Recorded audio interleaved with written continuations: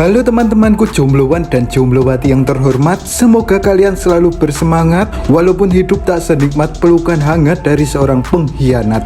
Hehehe. Kenal mas-mas ini?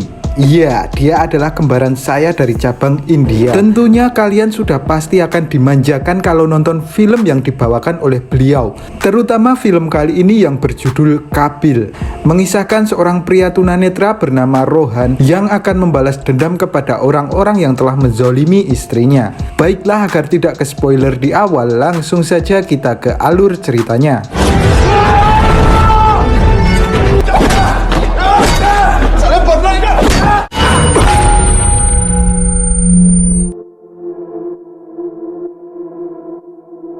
Film akan dimulai dengan memperlihatkan kehidupan Rohan. Meski memiliki kekurangan, namun Rohan memiliki kelebihan yang tidak dimiliki oleh orang lain. Selain baik hati, ceria, dan suka menolong, Rohan memiliki keahlian impersonate. Dia bisa mengubah karakter suaranya, bahkan menirukan suara orang lain. Dengan keahliannya itu, Rohan bisa mencukupi kebutuhan hidupnya.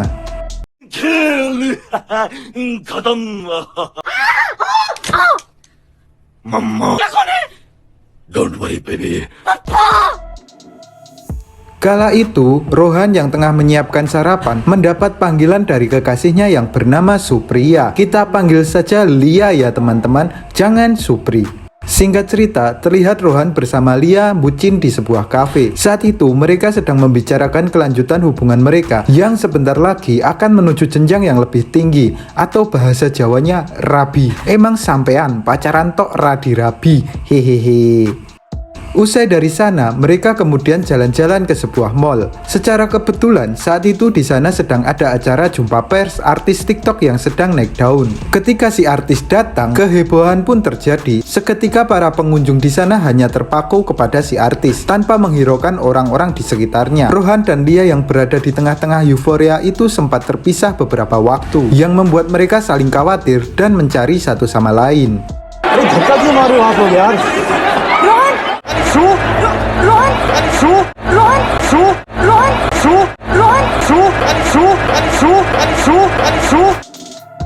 Untung saat itu si artis baik hati dan tidak sombong. Melihat Rohan yang kesusahan, si artis dengan rendah hati memanggil Rohan untuk naik ke atas panggung. Di atas panggung, Rohan mengungkapkan isi hatinya dan meminta maaf kepada Lia karena telah lalai menjaganya. Seketika, semua orang terbawa suasana dan semua mata tertuju pada mereka setelah mereka kembali bersama.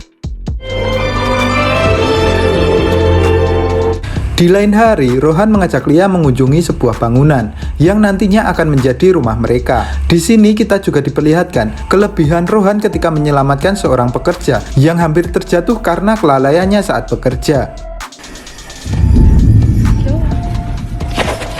Sepulang dari sana, mereka kemudian menghadiri sebuah perayaan.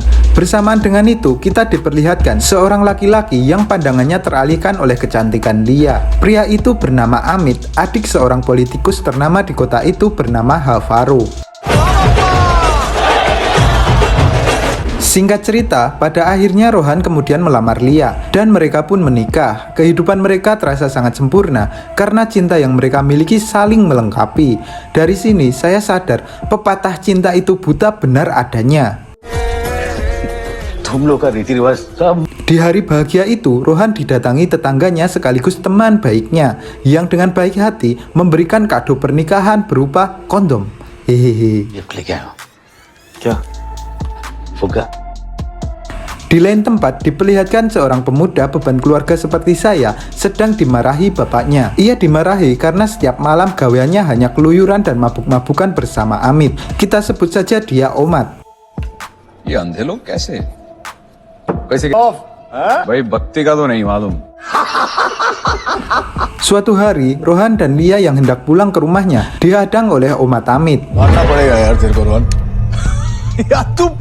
Disinilah awal mula petaka di kehidupan mereka. Amit yang merasa berkuasa dengan songong mengganggu dan mengucapkan kata-kata yang tidak pantas kepada Lia hingga membuat Rohan marah dan memukul Amit. Beruntung sebelum terjadi keributan lebih fatal, Lia berteriak yang membuat Omat Amit meninggalkan mereka. Singkat waktu, suatu hari saat Rohan bekerja, Amit yang dendam dengan insiden malam itu diam-diam menyusup ke dalam rumah Rohan, kemudian memperkaos istrinya.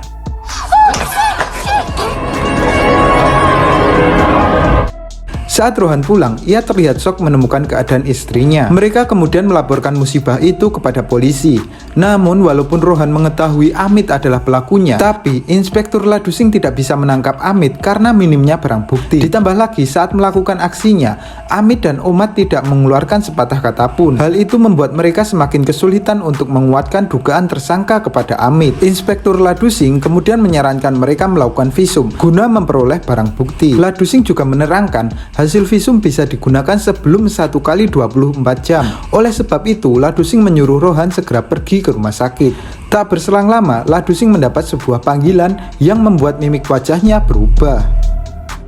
ठीक okay Di tengah perjalanan menuju rumah sakit, bajai yang Rohan naiki dihadang oleh seseorang. Kemudian mereka dibawa dan disekap di sebuah gudang selama 36 jam. Hal itu sudah pasti dilakukan oleh keluarga Amit untuk menghilangkan barang bukti. Di sana, Rohan sempat dihajar dan diperingati sebelum akhirnya mereka berdua dibuang di pinggir pantai. Hal itu bertujuan untuk menghilangkan sisa-sisa barang bukti yang melekat di tubuh Lia.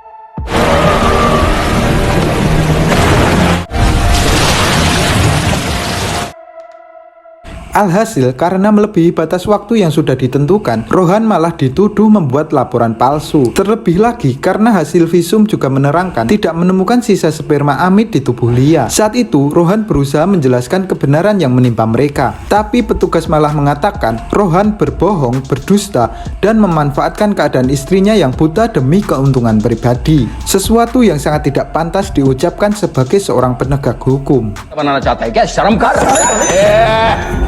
Rohan yang marah hampir mengajar petugas itu. Beruntung, Lia bisa menenangkan Rohan dan menyuruhnya mengikhlaskan musibah yang menimpa mereka. Singkat waktu, kehidupan Rohan kembali berjalan. Walaupun terasa ada yang ganjal setelah musibah itu, tapi mereka tetap berusaha membuka lembaran baru. Namun tetap saja, Rohan tidak ikhlas menerima penderitaan yang ditanggung istrinya. Pikiran itu sampai membuat aktivitas dan pekerjaan Rohan terganggu. Bersamaan dengan itu di rumahnya, Lia kembali didatangi Omat dan Amit.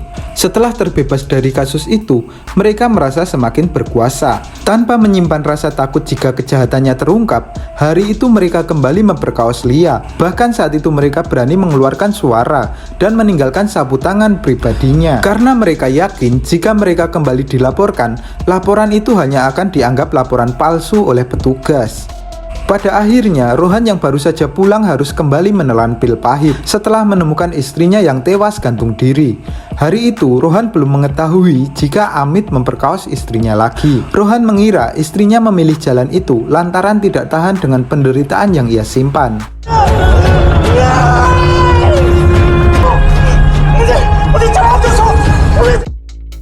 Dengan penuh kesedihan, Rohan mengkremasi istrinya. Di hari duka itu, politikus busuk Havaro datang turut menyampaikan belasungkawa.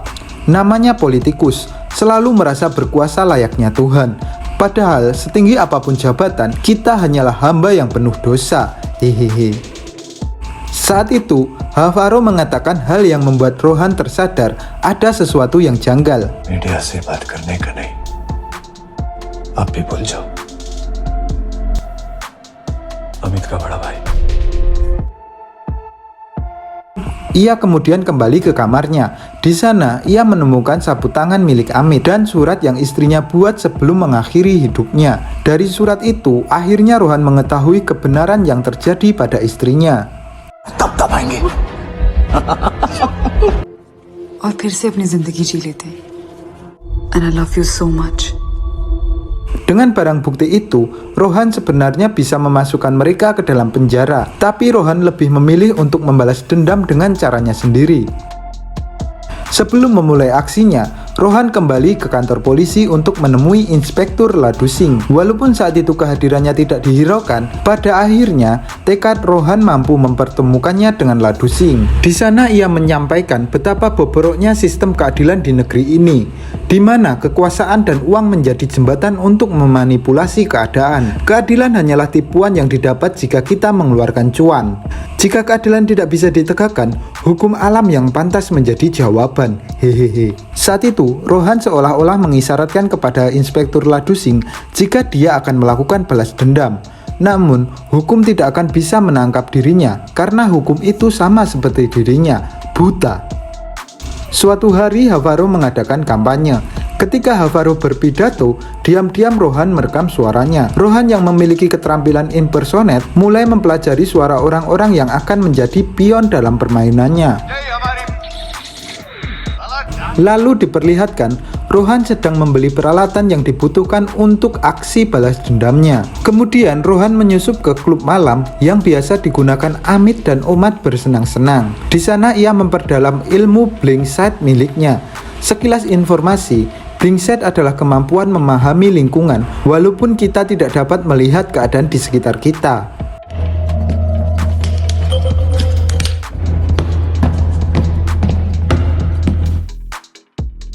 Singkat cerita, hari pembalasan akhirnya tiba. Rohan memulai aksinya dengan berperan sebagai Havaro. Ia menyuruh Inspektur Ladusing untuk menangkap Omat karena sering mabuk-mabukan dan membuat onar di wilayahnya. Salam sahab. Setelah Omat ditangkap, Rohan kemudian menelpon adiknya Omat dengan berpura-pura menjadi Amit. Saat itu Rohan mengatakan hal-hal yang tidak senonoh kepadanya, sampai membuat ayah Omat yang mendengarnya murka kemudian mendatangi Amit. Masih menjadi Amit, Rohan kemudian menelpon adiknya Omat dan mengajaknya bertemu untuk meminta maaf. Kemudian Rohan menelpon Amit dengan berperan menjadi adiknya Omat.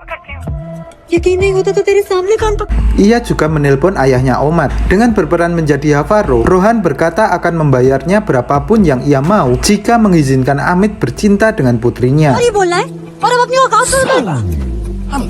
Singkat cerita, pada akhirnya Amit dibikin bingung dengan pernyataan adiknya Omat. Bersamaan dengan itu, datang ayahnya Omat membawa sebilah pisau dan tanpa basa-basi langsung menyerang Amit. Namun pada akhirnya malah ayah Omat yang terkena tikam dan berakhir kritis di rumah sakit.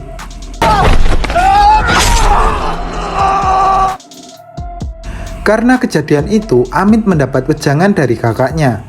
Kemudian Havaro mengungsikan Amit untuk beberapa waktu. Mengingat banyaknya kasus yang belakangan ini menjerat Amit, ia tidak mau kasus Amit menjadi penghambat urusan politiknya. Lalu ia memanggil Omat dan menanyakan hal apa yang sebenarnya terjadi antara Amit dengan ayahnya, yang padahal Omat sendiri tidak mengetahui akar masalahnya. Sebelum menyuruh Omat pergi, Havaro berjanji akan membiayai pengobatan ayahnya. Ia juga memperingatinya agar tidak memperpanjang kasus ini sebagai balas budi atas kasus pemerkosaan yang Omat lakukan. अंधे के rape case में मैंने तेरे को बाहर निकाला था. Selanjutnya Rohan menghubungi Omat dengan berpura-pura menjadi Amit, kemudian mengajaknya ketemuan di tempat biasa mereka minum Homer. बाप को चाकू मारा. Sampainya di sana, Omat dibuat terkejut karena yang berada di depannya bukanlah Amit. Belum selesai Omat membacot, Rohan kemudian mematikan lampu dan menghajarnya.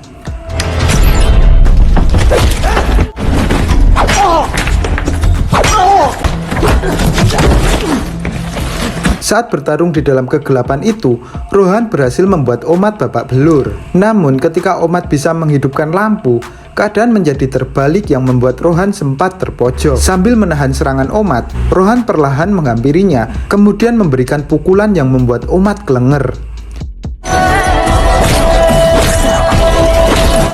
Kemudian Rohan mengikatkan tali yang sudah ia siapkan, dan Omat pun akhirnya mati tergantung.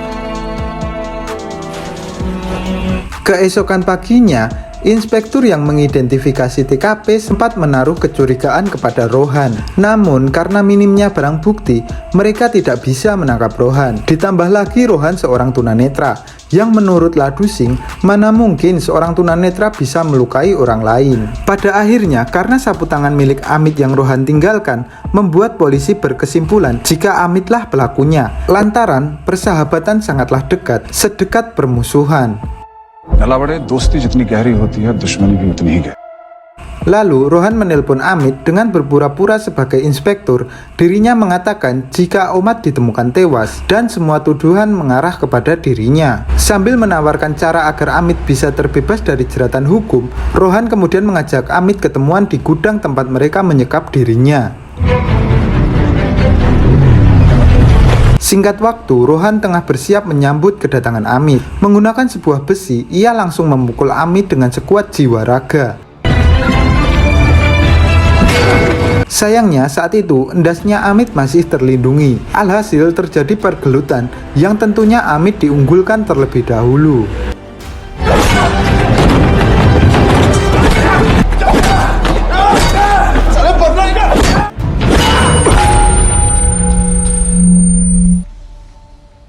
Namanya tokoh utama, meski sempat terpojok, pada akhirnya Rohan bisa menjinakkan Amit.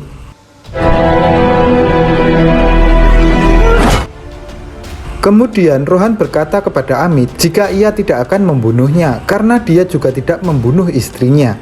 Kemudian Rohan menghubungi Havaro dengan berpura-pura menjadi Amit yang seolah-olah meminta pertolongan.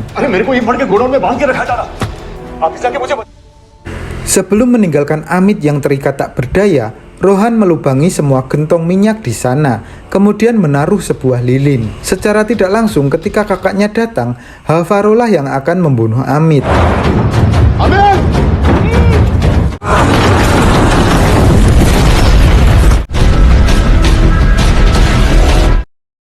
Dengan gagah Rohan berjalan di atas kematian Amit. Tapi balas dendam belum usai, karena final battle sesungguhnya akan dimulai. Usai insiden itu, Rohan didatangi inspektur, dan kebetulan saat itu Rohan sedang menirukan suara bapak dari anak tetangga yang bolos sekolah. Ladu Singh pun tak menyangka Rohan memiliki bakat yang sangat unik. Kini ia semakin yakin jika Rohan terlibat dalam kasus ini. Ia kemudian memerintahkan seluruh anak buahnya untuk mengawasi Rohan 24 jam selagi dirinya mencari barang bukti agar bisa menjerat Rohan ke dalam penjara.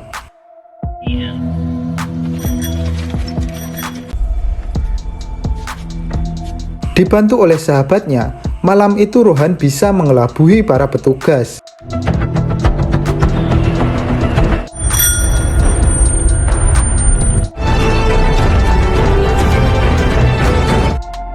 Kemudian Rohan menghubungi Havaro dan dengan terang-terangan Rohan mengakui dialah yang melenyapkan Amit adiknya. Havaro yang mendengar hal itu tentunya sangat marah, dan amarah Havaro itu Rohan manfaatkan untuk menjebak Havaro agar mau menemuinya di bangunan yang rencananya menjadi tempat tinggal Rohan bersama istrinya.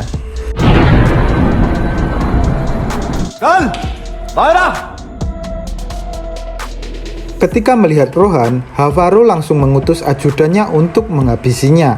Tapi siapa sangka hanya dengan berlari saja Rohan bisa menumbangkan ajudan Havaro.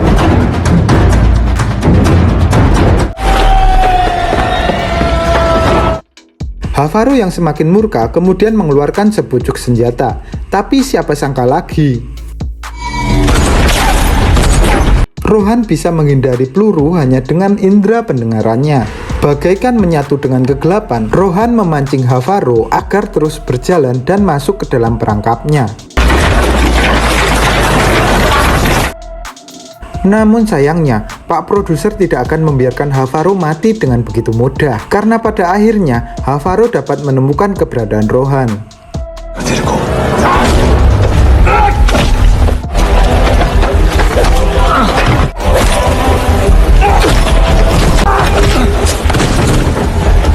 Sayangnya, ia memilih menyiksa Rohan terlebih dahulu sebelum menghabisinya. Padahal itu satu-satunya kesempatan yang diberikan Pak Produser. Karena setelah itu, Rohan berhasil merebut senjata yang dimilikinya, kemudian mengiringnya ke tempat eksekusi yang sudah Rohan siapkan.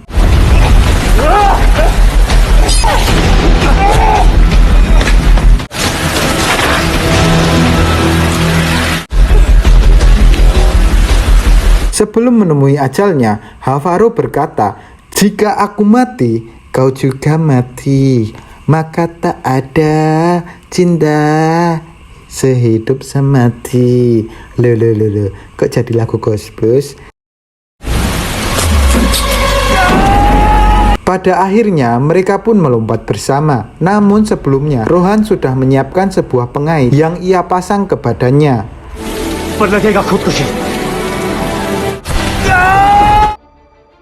Sebelum melepas tangan Havarro, Rohan pun berkata, "Maaf kawan, ini bukan pembunuhan, lebih tepatnya bunuh diri." Di akhir film, Rohan terlihat duduk damai mengenang masa lalu ketika ia bersama istrinya. Dan bersamaan dengan itu, datang Inspektur Ladusing yang dengan pedenya mengatakan, "Kamu memang cerdik Rohan, membuat seolah Amit membunuh Omat dan membuat seolah Havarro bunuh diri karena depresi telah membunuh adiknya. Namun Rohan, setiap kejahatan pasti meninggalkan jejak. Ingat, sepandai-pandainya tupai melompat, pasti pinjam 100 juga." बस 1 घंटा और Sembari menunjukkan foto Rohan, ia meminta agar petugas wartel itu mau bersaksi atas kejahatan yang Rohan lakukan. Namun ternyata petugas itu juga seorang tunanetra, sama seperti Rohan. Pada akhirnya Rohan tetap bebas dan berhasil membuktikan pernyataannya jika hukum itu buta. Semoga terhibur. Assalamualaikum warahmatullahi wabarakatuh. Pinjem dulu 100 bang.